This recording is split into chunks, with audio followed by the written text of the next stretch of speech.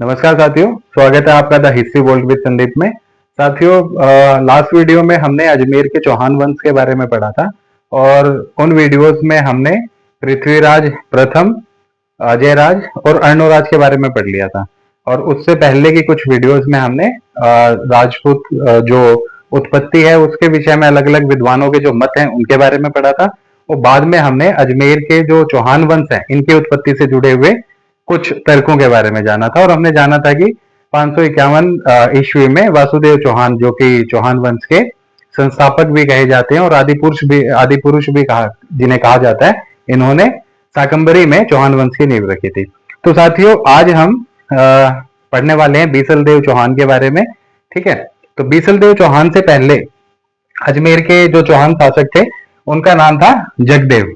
ठीक है, जगदेव किसके बाद शासक बने थे? तो जगदेव जो है वो अर्णोराज के बाद में शासक बने थे। अर्णोराज बेसिकली अगर देखा जाए तो अर्णोराज के बेटे का नाम ही जगदेव था और इन्होंने अपने पिता की हत्या कर दी थी और उसके बाद लगभग 3 साल तक इन्होंने अजमेर के चौहान वंश को संभाला था। तो जगदेव के बाद में जो शासक बनते हैं उन शासक का नाम था बीसल देव चौहान। ठीक है, इनके शासन का कालक्रम देखें कि भाई इनका शासन की शुरुआत कब हुई थी और कब तक इन्होंने चौहान वंश की बागडोर संभाली थी, उसको अगर हम देखें तो 1158 ईस्वी में बीसल देव चौहान जो है वो चौहान वंश के शासक बनते हैं और 1163 ईस्वी तक इन्होंने चौहान वंश की बागडोर संभाली थी। यानी 1163 ईस्वी तक ये चौहान वंश के शासक रहे थे। बीसल देव चौहान को साथियों हम लोग विग्रह राज चतुर्थ के नाम से भी जानते हैं। ठीक है ना, बीसल देव चौहान का जो नाम है, अन्य नाम, उसकी अगर बात करें तो इन्हें विग्रह राज चतुर्थ के नाम से भी जाना जाता है। तो अभी तक हमने देखा कि बीसल देव चौहान से पहले जगदेव चौहान वंश के शासक थे, जगदेव से पहले अर्णोराज, अर्णोराज से पहले अजयराज, अजयराज से पहले पृथ्वीराज प्रथम। तो ये एक सीक्वेंस, एक सीरीज है क्रमानुसार। तो हमने देखा कि 1158 ईस्वी में बीसल देव चौहान चौहान वंश की बागडोर संभालते हैं और लगभग 1163 ईस्वी तक चौहान वंश के शासक बने रहते हैं। तो इस दौरान इन्होंने कई सारे महत्वपूर्ण कार्य किए थे, उन कार्यों को हम जानने वाले हैं। ठीक है, क्योंकि इनके शासन काल को चौहान वंश के स्वर्ण काल के नाम से भी जाना जाता है। ठीक है, तो इससे क्या पता चलता है कि कहीं ना कहीं इनकी अचीवमेंट्स रही होंगी और इन्होंने कुछ इंपॉर्टेंट जो एस्पेक्ट्स हैं उनके ऊपर काम किया होगा। तो महत्वपूर्ण विषयों और महत्वपूर्ण मुद्दों के ऊपर इन्होंने काम किया है, उन्हीं को हम सिलसिलेवार ढंग से अभी देखने वाले हैं। ठीक है, तो 3 चीजें हैं हमारे पास। जगदेव के बाद में बीसल देव चौहान शासक बनते हैं। बीसल देव चौहान को जो है विग्रह राज चतुर्थ के नाम से जाना जाता है और इनका शासनकाल 1158 ईस्वी में शुरू होता है और 1163 ईस्वी तक ये चौहान वंश के शासक बने रहते हैं। कहा जाता है कि जानक भट्ट जो है उन्होंने बीसल देव चौहान या विग्रह राज चतुर्थ को एक उपाधि दी थी। ठीक है, और वो उपाधि क्या थी साथियों? तो वो उपाधि थी कवि बांधव। ठीक है, क्यों ये उपाधि दी गई? तो जानक भट्ट ने ये उपाधि बीसल देव चौहान को इसलिए दी क्योंकि बीसल देव चौहान या विग्रह राज चतुर्थ जो थे ये विद्वानों के आश्रय दाता थे। ठीक है, तो विद्वानों को इन्होंने संरक्षण प्रदान किया था। तो उनकी इस नीति के चलते जानक भट्ट ने विग्रह राज चतुर्थ को कवि बांधव की उपाधि से नवाजा था। तो कई बार ये सवाल पूछ लिया जाता है कि भाई कवि बांधव की उपाधि निम्न में से किस चौहान शासक को दी गई थी? ठीक है, तो हमें पता है कि कवि बांधव की उपाधि जो है वो विग्रह राज चतुर्थ या बीसल देव को दी गई थी। दूसरा सवाल यहां से बनता है कि भाई विग्रह राज चतुर्थ को कवि बांधव की उपाधि किस विद्वान ने दी थी? तो विग्रह राज चतुर्थ को कवि बांधव की उपाधि जानक भट्ट ने दी थी। ठीक है, क्यों दी थी? तो भाई ये इसलिए दी गई थी क्योंकि बीसल देव चौहान को विद्वानों का आश्रयदाता कहा जाता है। ठीक है, इन्होंने बहुत सारे विद्वानों को संरक्षण प्रदान किया था, इसलिए कवि बांधव की उपाधि इन्हें दी गई थी। ठीक, अब आगे चलते हैं। तो साथियों, विग्रहराज चतुर्थ जो थे इन्होंने एक नाटक की रचना की थी और उस नाटक का नाम था हरिकेली। संस्कृत भाषा में विग्रहराज चतुर्थ ने हरिकेली नाटक की रचना की थी। इस सवाल को भी बहुत बार पूछा जाता है कि भाई हरिकेली क्या है? तो हरिकेली एक नाटक है। हरिकेली किस भाषा में लिखा गया था? तो हरिकेली संस्कृत भाषा में लिखा गया था। किस शासक ने हरिकेली की रचना की थी? तो विग्रहराज चतुर्थ या बीसल देव चौहान ने हरिकेली नाटक की रचना संस्कृत भाषा में की थी। ठीक है, इस हरिकेली नाटक की अगर हम बात करें तो इसकी कुछ पंक्तियां संस्कृत भाषा में अजमेर के अंदर ही एक संस्कृत की पाठशाला खोली थी बीसल देव चौहान ने, तो उसकी दीवारों के ऊपर हमें देखने को मिलती हैं। देखते हैं क्या कि अजमेर में एक संस्कृत पाठशाला का निर्माण करवाया। अजमेर में संस्कृत पाठशाला का निर्माण किसने करवाया? तो अजमेर में संस्कृत पाठशाला का निर्माण करवाया विग्रह राज चतुर्थ ने या बीसल देव चौहान ने। ठीक है, इस संस्कृत की पाठशाला को सरस्वती कंठाभरण के नाम से भी जाना जाता है। ठीक है, सरस्वती कंठाभरण ये क्या है? संस्कृत की उस पाठशाला का नाम है जिसकी स्थापना अजमेर में की गई थी बीसल देव चौहान या विग्रह राज चतुर्थ के द्वारा। और साथियों इसी पाठशाला, इसी संस्कृत पाठशाला सरस्वती कंठाभरण, इसकी दीवारों के ऊपर ही इस नाटक जिसके रचयिता हैं विग्रह राज चतुर्थ, जिस नाटक का नाम है हरिकेली, इसकी पंक्तियों को लिखा गया था। ठीक है, तो ये दो तीन चीजें और ऐड हो गई हैं हमारे पास इंफॉर्मेशन में कि कवि बांधव की उपाधि जयानक भट्ट ने दी थी। क्यों? क्योंकि विद्वानों के आश्रयदाता थे। किसे मिली थी उपाधि? विग्रह राज चतुर्थ को मिली थी। उसके अलावा हरिकेली नाटक की रचना किसने की? विग्रह राज चतुर्थ ने की, संस्कृत भाषा में की थी। ठीक है, फिर संस्कृत पाठशाला का निर्माण किसने करवाया? विग्रह राज चतुर्थ ने करवाया। और इसी पाठशाला की दीवारों के ऊपर किस नाटक की पंक्तियां लिखी गई थी? हरिकेली नाटक की पंक्तियां रखी गई थी। कहा जाता है कि जब दिल्ली सल्तनत का दौर शुरू हुआ था, दिल्ली सल्तनत की अगर बात करें साथियों, तो 1206 ईस्वी में दिल्ली सल्तनत का स्थापना जो है वो हो जाता है। ठीक है, ये बात क्लियर है। तो जब सल्तनत की स्थापना का दौर था उस समय एक काम होता है। क्या काम? ये होता है कि कुतुबुद्दीन ऐबक, कुतुबुद्दीन ऐबक मोहम्मद गोरी का ये गुलाम था। कुतुबुद्दीन ऐबक मोहम्मद गोरी का गुलाम था। इस कुतुबुद्दीन ऐबक ने क्या किया? इस कुतुबुद्दीन ऐबक ने ये जो संस्कृत की पाठशाला जिसकी स्थापना बीसल देव चौहान या विग्रह राज चतुर्थ ने की थी, इस संस्कृत की पाठशाला को मस्जिद में बदल दिया था। और उस मस्जिद यानी इसका नया नाम हो गया अढ़ाई दिन का झोपड़ा।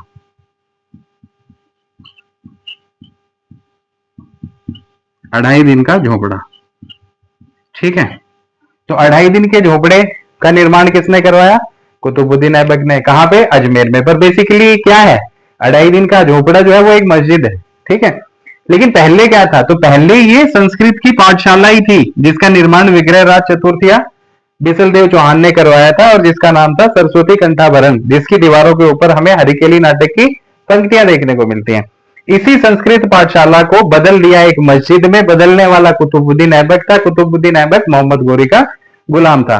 और जब उसको एक मस्जिद में बदल दिया गया तो उसका नाम रखा गया अढ़ाई दिन का झोपड़ा।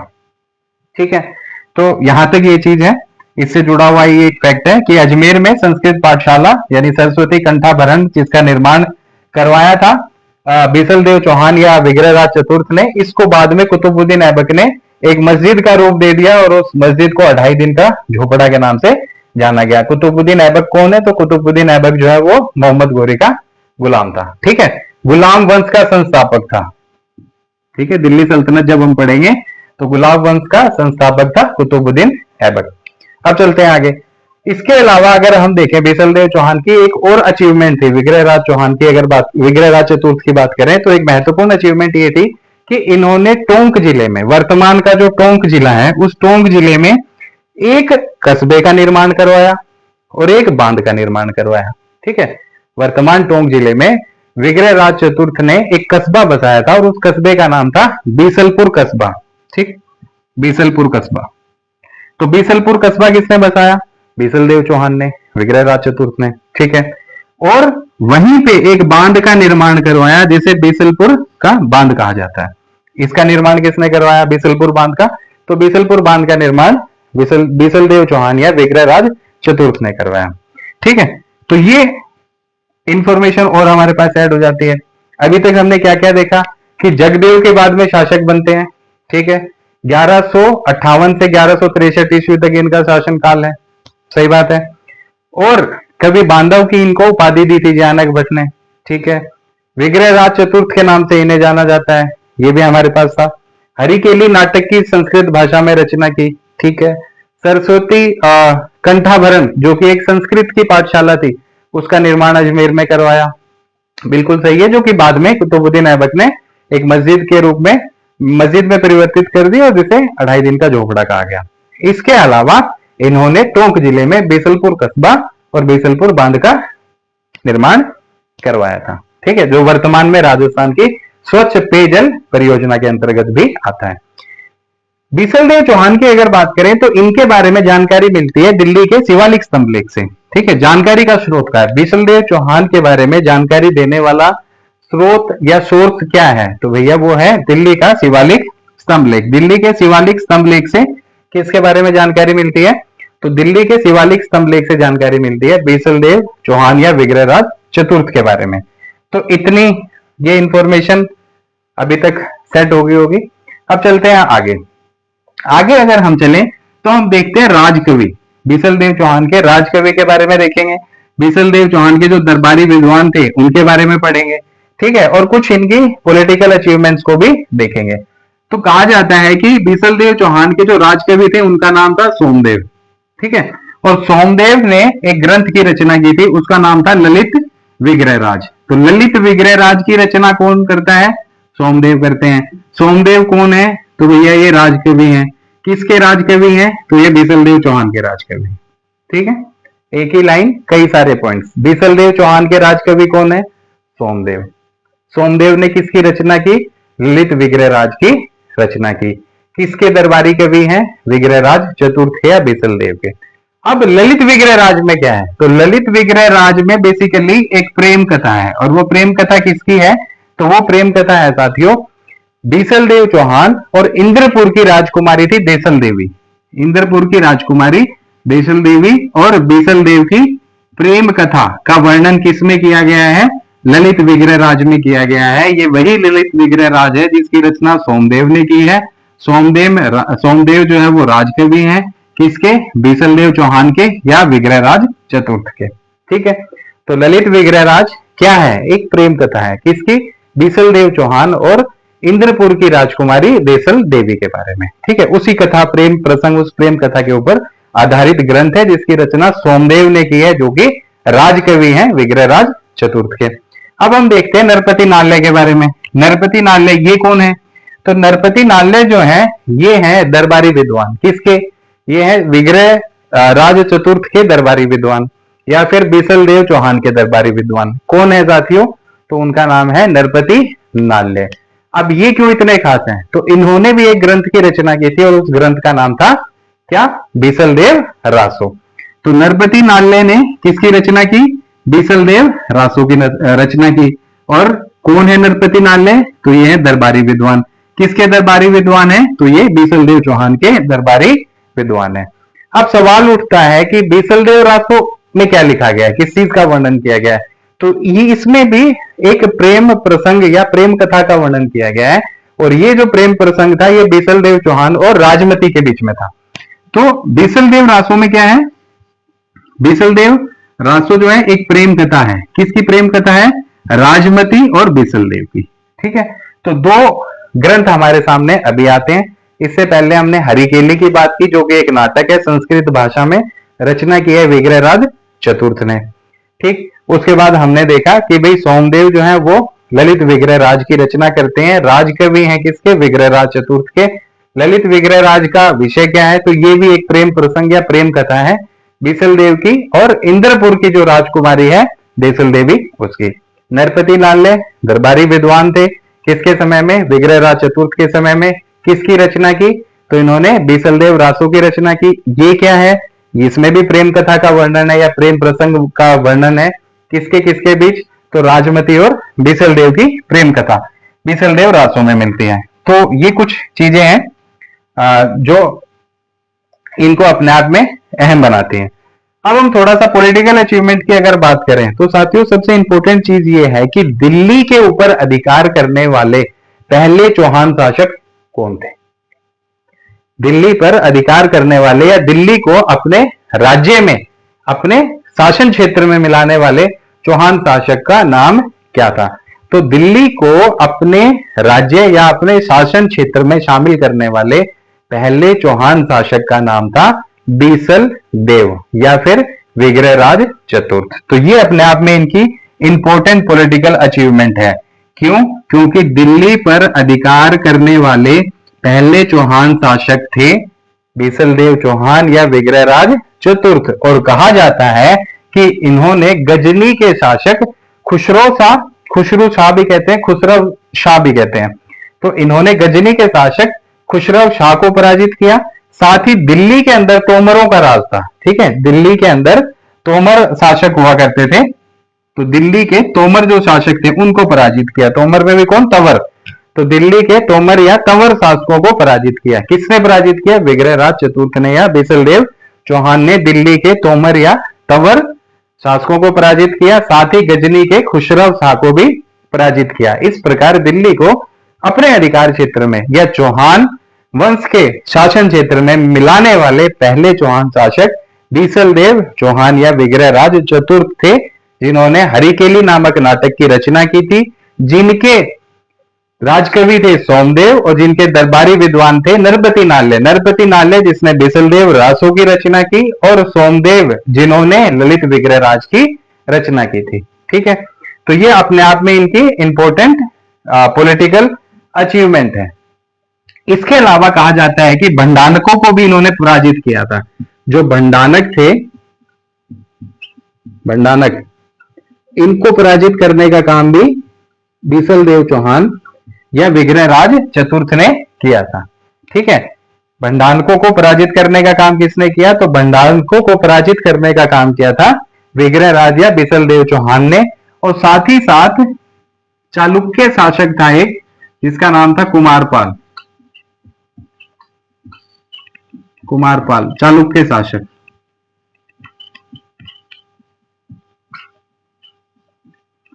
तो चालुक्य शासक कुमारपाल को पराजित करने का काम भी किसने किया? बीसलदेव चौहान या विग्रहराज चतुर्थ ने।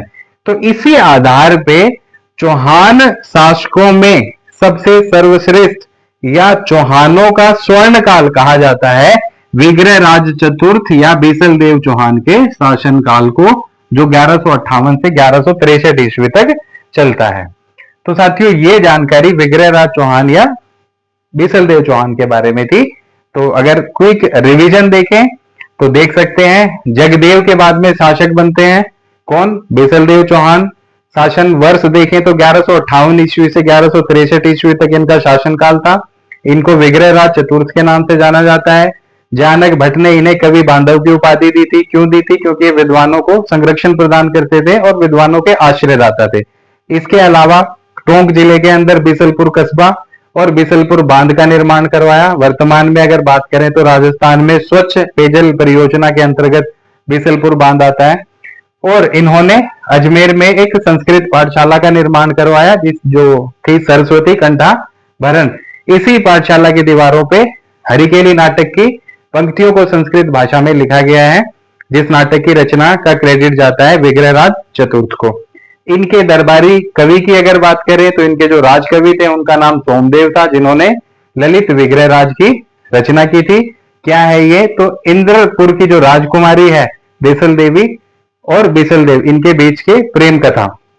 और नरपति नाल्य की बात करेंगे तो बीसलदेव रासों की इन्होंने रचना की थी और इसमें राजमती और बीसलदेव की प्रेम कथा है। कुमारपाल जो कि चालुक्य शासक था, उसको हरा दिया। जालोर, सिलोई, पाली ये इलाका छीन लिया था, यानी चालुक्यों को हराया। भंडानकों को पराजित किया। साथ ही दिल्ली के तोमर या तंवर शासकों को पराजित किया और गजनी के खुसरो शाह को भी पराजित किया। और दिल्ली को चौहान वंश, ये जो शासन क्षेत्र है, उसमें मिलाने वाले पहले चौहान शासक थे विग्रहराज चतुर्थ। इसी कारण चौहान वंश के शासकों में विग्रहराज चतुर्थ के शासनकाल को स्वर्ण काल के नाम से भी जाना जाता है। तो साथियों, ये कुछ जानकारी इनके बारे में थी। बाकी अगर हम सीक्वेंस अगर देखें तो मैंने आपको बताया था कि बीसलदेव चौहान से पहले कौन है? जगदेव। जगदेव से पहले अर्णोराज। अर्णोराज से पहले अजय राज और इनसे पहले पृथ्वीराज प्रथम, पृथ्वीराज फर्स्ट। ठीक है, तो ये एक सीक्वेंस थी। पृथ्वीराज प्रथम, फिर अजय राज, फिर अर्णोराज, अर्णोराज के बाद में जगदेव, जगदेव के बाद में बीसलदेव या विग्रहराज चतुर्थ। ठीक, तो अभी एक बार इसको आप देख लीजिए, फिर हम अगले शासक के बारे में देखेंगे।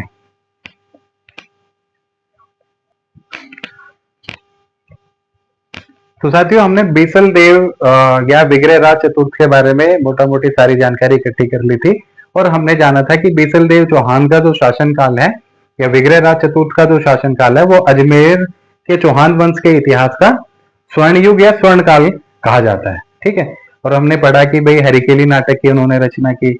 हमने ये जाना कि बीसलपुर कस्बा और बीसलपुर बांध का निर्माण करवाया टोंक में। हमने ये जाना कि भाई एक संस्कृत की पाठशाला सरस्वती कंठा भरण की का भी निर्माण अजमेर में करवाते हैं विग्रहराज चतुर्थ। ठीक, तो इस तरीके से सोमदेव के बारे में जाना कि जो उनके राजकवि हैं। साथ ही हमने ये जाना था कि जयानक भट्ट ने विग्रहराज चतुर्थ को कवि बांधव की उपाधि दी थी। तो साथियों, अब हम आगे बढ़ते हैं। विग्रहराज चतुर्थ के बाद में जो शासक बनते हैं उनका नाम होता है अपार गांगे। ठीक है, तो हम थोड़ा सा एक बार वंशावली को देख लेते हैं, उसके बाद आगे पढ़ेंगे कि जो जो जिन जिन शासकों के बारे में हमारे पास में क्रमबद्ध जानकारी है उन्हीं को एक बार हम सीक्वेंस में कर लेते हैं कि अभी तक जितने चौहान शासकों के बारे में पढ़ चुके हैं उनका एक सीक्वेंस क्या है। तो वंशावली को देखते हुए सबसे पहले हम देखेंगे कि भाई हमने पृथ्वीराज फर्स्ट के बारे में पढ़ा। ठीक है, वीडियो है। पृथ्वीराज के बाद में अजय राज शासक बनते हैं चौहान वंश के, जिन्होंने अजमेरू नगर की स्थापना की थी, जिसे वर्तमान में अजमेर कहा जाता है। फिर अर्णोराज के बारे में हमने पढ़ा था कि भाई अर्णोराज जिन्होंने आना सागर झील का निर्माण करवाया था और पुष्कर में वराह मंदिर का निर्माण करवाया था। फिर अर्णोराज के बाद में अर्णोराज के पुत्र का नाम जगदेव, जो उनकी हत्या कर देते हैं, जगदेव शासक बनते हैं 2 से 3 साल के लिए। और जगदेव के बाद में बीसलदेव या विग्रहराज चतुर्थ जो है वो अगले चौहान शासक बनते हैं। इनके बारे में डिटेल पढ़ चुके हैं, ऑलमोस्ट सभी के बारे में अभी तक हम डिटेल्ड पढ़ते हुए आए हैं। विग्रहराज चतुर्थ के शासनकाल को देखते हुए अब आगे अगर हम नजर डालें तो अपार गांगे कुछ समय के लिए शासक बनते हैं। विग्रहराज चतुर्थ के बाद में अपार गांगे कुछ समय के लिए शासक बनते हैं, और अपार गांगे के बाद में अगले शासक बनते हैं पृथ्वीराज सेकंड। ठीक है, पृथ्वीराज सेकंड की अगर हम बात करें तो इनकी पत्नी का नाम था सुहाव देवी। ठीक है, पृथ्वीराज द्वितीय, इनकी पत्नी का नाम था सुहाव देवी। और इन्होंने क्या किया था, इन्होंने यामिनी वंश के खुसरो शाह मलिक को पराजित किया था। यामिनी वंश के खुसरो शाह मलिक को पराजित किसने किया था? पृथ्वीराज चौहान सेकंड ने। किसने पराजित किया था? पृथ्वीराज चौहान सेकंड ने यामिनी वंश के खुसरो शाह मलिक को पराजित किया था। और पृथ्वीराज सेकंड की पत्नी का नाम क्या था? तो इनकी पत्नी का नाम था सुहाव देवी। तो अभी तक ये वंशावली हमें याद रखनी है। ठीक है, पृथ्वीराज सेकंड के बाद जो शासक बनते हैं अगले, वो बनते हैं सोमेश्वर। तो एक बार इस वंशावली को आप देख लीजिए, उसके बाद में फिर हम इसको आगे देखते हैं। तो पृथ्वीराज सेकंड, जिनकी पत्नी का नाम सुहाव देवी था और जिन्होंने यामिनी वंश के पृथ्वीराज चौहान सेकंड, जिनकी पत्नी का नाम था सुहाव देवी, और पृथ्वीराज सेकंड जिन्होंने यामिनी वंश के खुसरो शाह मलिक को पराजित किया था। तो ये दो इंफॉर्मेशन हमारे पास में है पृथ्वीराज सेकंड से जुड़ी हुई। पृथ्वीराज सेकंड के बाद में अगले शासक बनते हैं चौहानों में, जिनका नाम होता है सोमेश्वर चौहान। ठीक है, सोमेश्वर चौहान की बात करें तो इनकी पत्नी का नाम था कर्पूर देवी। और ये कौन है? तो ये कलचूरी के जो शासक थे अचल, उनकी बेटी थी। तो कलचूरी शासक की पुत्री हैं कर्पूर देवी। ठीक है, जिनकी शादी होती है सोमेश्वर चौहान के साथ में। सोमेश्वर चौहान जो कि पृथ्वीराज सेकंड के बाद में चौहान वंश के अगले शासक बनते हैं। कहा जाता है कि इन्होंने अजमेर में जो कल्प वृक्ष है उसका निर्माण करवाया था। तो अजमेर में कल्प वृक्ष का निर्माण किसने करवाया था? अजमेर में कल्प वृक्ष का निर्माण करवाया था सोमेश्वर चौहान ने, जिनकी पत्नी का नाम है कर्पूर देवी। और कर्पूर देवी कौन है? तो ये कलचूरी के शासक अचल की पुत्री हुआ करती थी।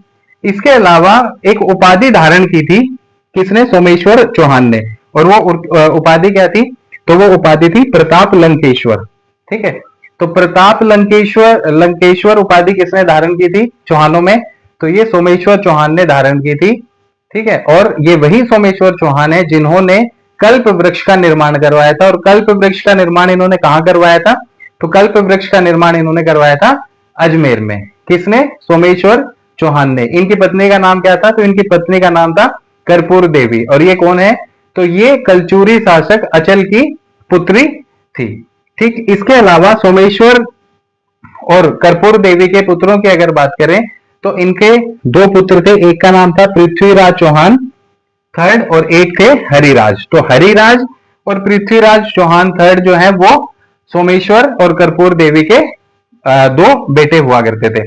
तो ये जानकारी हमारे सामने है। वंशावली की अगर हम बात करें साथियों तो पृथ्वीराज चौहान, उसके बाद में अजय राज, फिर अर्णोराज, अर्णोराज के बाद में जगदेव, फिर विग्रह राज चतुर्थ, विग्रह राज के बाद में अपर गांगे, अपर गांगे के बाद पृथ्वीराज चौहान सेकंड, जिनकी पत्नी का नाम सुहाव देवी और जिन्होंने खुसरो शाह मलिक जो कि यामिनी वंश का शासक था उसको पराजित किया।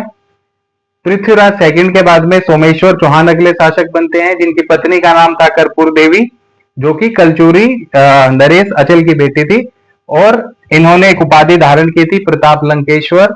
और सोमेश्वर चौहान ने ही कल्प वृक्ष की स्थापना की थी अजमेर में। और इनके दो बच्चे थे जिनका नाम था पृथ्वीराज चौहान तृतीय और हरिराज। तो एक बार आप इसको देख लीजिए। इसके बाद हम लोग पढ़ने वाले हैं पृथ्वीराज चौहान तृतीय के बारे में। तो साथियों अभी हम पढ़ने वाले हैं पृथ्वीराज चौहान तृतीय के बारे में। तो मैं आशा करता हूं कि ये वंशावली और लगभग जो जानकारी हमारे पास पृथ्वीराज चौहान सेकंड से जुड़ी हुई थी और सोमेश्वर से जुड़ी हुई थी वो मैंने इकट्ठी की है। अब हम पढ़ने वाले हैं डिटेल्ड वे में पृथ्वीराज चौहान थर्ड को। ठीक है, तो सबसे पहली चीज पृथ्वीराज चौहान थर्ड की अगर हम बात करें तो इनका शासनकाल शुरू होता है 1177 ईस्वी में।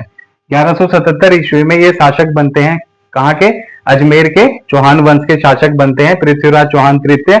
और 1192 ईस्वी तक इन्होंने शासन संभाला था अजमेर का। ठीक है, इनके जन्म की बात करें तो साथियों इनका जन्म होता है अहिल पाटन में। अहिल पाटन जो कि गुजरात की उस समय राजधानी हुआ करती थी।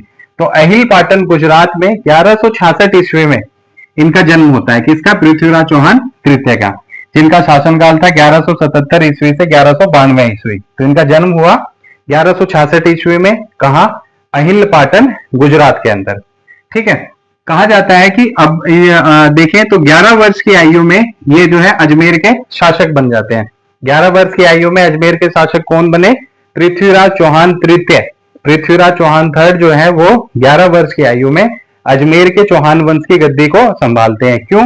क्योंकि इनके पिता जिनका नाम सोमेश्वर चौहान था उनकी मृत्यु हो जाती है। तो मृत्यु के बाद में ये राजगद्दी संभालते हैं। तो इस राजगद्दी को इन्होंने अकेले नहीं संभाला। उस समय इनको कई सारे लोगों का, कई सारे साथियों का सहयोग प्राप्त था। इनकी माता कर्पूर देवी, साथ ही इनके प्रधानमंत्री और अन्य मंत्रियों ने सहयोग किया था। उसी के चलते इन्होंने 11 वर्ष की आयु में, उस अल्प आयु में चौहान वंश की गद्दी को संभाला था।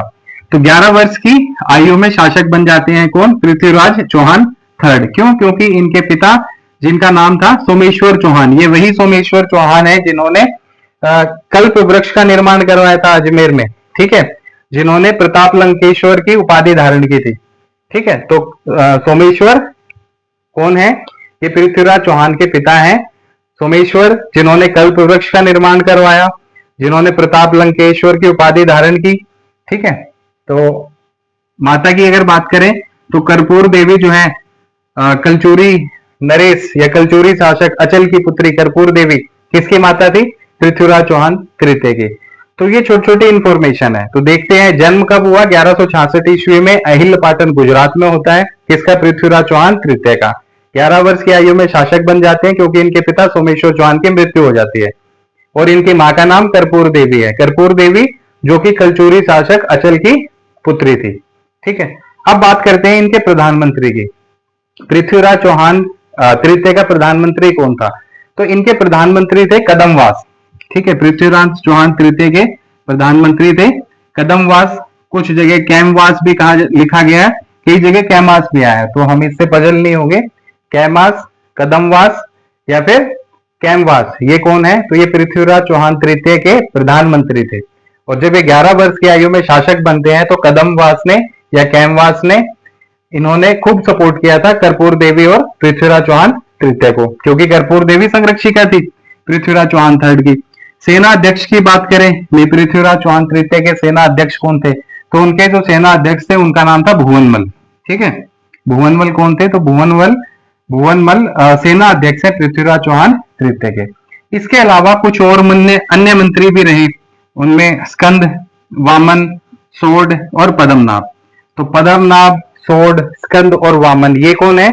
ये अन्य मंत्री थे पृथ्वीराज चौहान तृतीय के। प्रधानमंत्री कौन था इनका? कदमवास। ठीक है।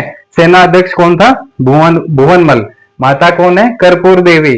पिता कौन है? सोमेश्वर चौहान। 11 वर्ष की आयु में शासक कौन बने? पृथ्वीराज चौहान तृतीय। ठीक। जन्म कहां हुआ? अहिल पाटन गुजरात 1166 ईस्वी में।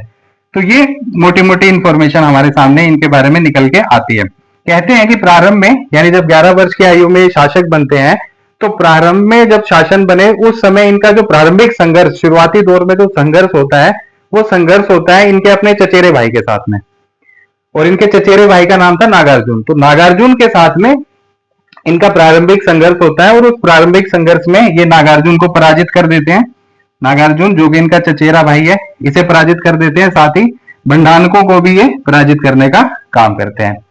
तो ये इंफॉर्मेशन हमें देखनी है। छोटी छोटी इंफॉर्मेशन है तो बहुत बार पूछा जाता है। प्रधानमंत्री के बारे में काफी बार पूछा गया है। ठीक है। कौन कौन से मंत्री थे इनके? तो स्कंद, वामन, शोड और पद्मनाभ कई बार पूछ लिया गया है। ठीक है। पिता, माता छोटे एग्जाम्स में कई बार आ जाता है सवाल इस तरीके का। जन्म हमारे लिए इंपॉर्टेंट है 1166 ईस्वी, अहिल पाटन गुजरात में।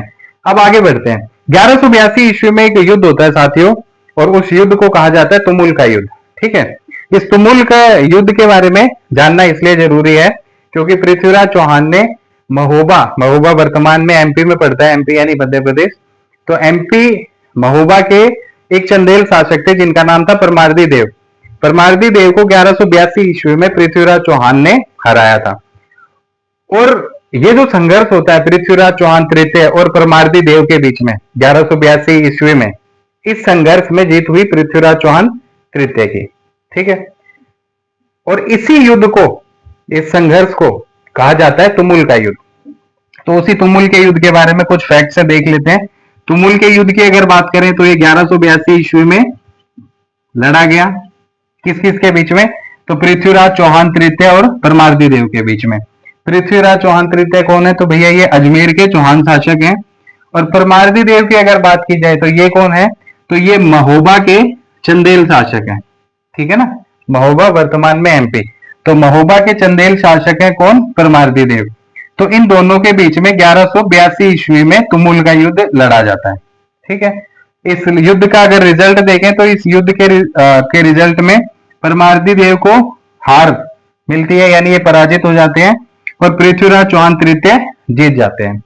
लेकिन इस युद्ध में अद्भुत शौर्य का परिचय देते हैं परमार्दी देव के दो सेनानायक, दो चंदेल सेनानायक, जिनका नाम था आला और उदल।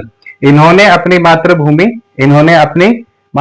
अपने क्षेत्र, अपने देश के लिए अपने प्राणों की आहुति दी और बड़ी ही वीरता के साथ इन्होंने चौहान सेना का सामना किया और उस युद्ध में वीरता का और शौर्य का परिचय देते हुए ये वीरगति को प्राप्त हो गए। तो ये युद्ध जो है वो आला और उदल की शौर्यता का भी और वीरता का भी प्रतीक है।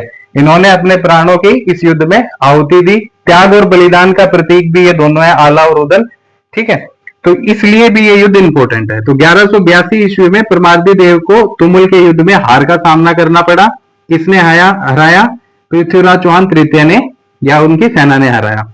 इस युद्ध में परमार्दी देव के दो सेनानायक कौन थे? तो दो सेनानायक थे आला और उदल। ठीक है। कौन है ये? चंदेल सेनानायक हैं जो इस युद्ध में वीर गति को प्राप्त हो जाते हैं। ठीक है। महोबा के परमार्दी देव को हराने के बाद में, महोबा का प्रशासक किसे नियुक्त किया गया था? तो तुमुल के युद्ध जो कि 1182 ईस्वी में होता है, परमार्दी देव जो कि महोबा के चंदेल शासक हैं और पृथ्वीराज चौहान तृतीय जो कि अजमेर के चौहान शासक हैं, इस युद्ध में परमार्दी देव की हार हुई, आला और उदल वीरगति को प्राप्त हुए और जो महोबा है ये चौहानों के नियंत्रण में आ गया। और अब इस क्षेत्र का प्रशासक नियुक्त किया गया पुंजन राय को। पुंजन राय को प्रशासक नियुक्त किया गया था महोबा का। तो ये हमें ध्यान रखना है कि भाई इस युद्ध के बाद महोबा का प्रशासक किसे नियुक्त किया गया था? तो तुमुल के युद्ध के बाद में महोबा का प्रशासक नियुक्त किया गया था कुंजन राय को। किसने नियुक्त किया? पृथ्वीराज चौहान तृतीय ने। ठीक है, तो एक बार देख लेते हैं क्विक रिवीजन। अगर बात करें पृथ्वीराज चौहान तृतीय के जन्म की, तो इनका जन्म 1166 ईस्वी में अहिल्या पाटन गुजरात में होता है। पिता का नाम सोमेश्वर चौहान, माता का नाम कर्पूर देवी।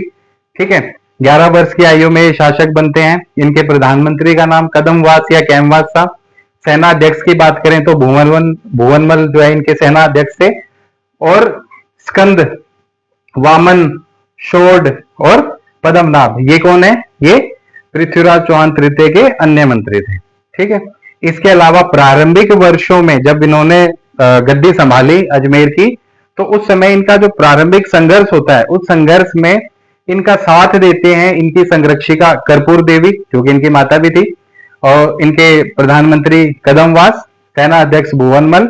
तो प्रारंभिक दौर में इन्होंने खूब सपोर्ट किया था। और जो प्रारंभिक संघर्ष होता है वो होता है पृथ्वीराज चौहान तृतीय का अपने ही चचेरे भाई नागार्जुन के साथ, जिसको ये पराजित करते हैं। साथ ही भंडानकों को भी पराजित करते हैं।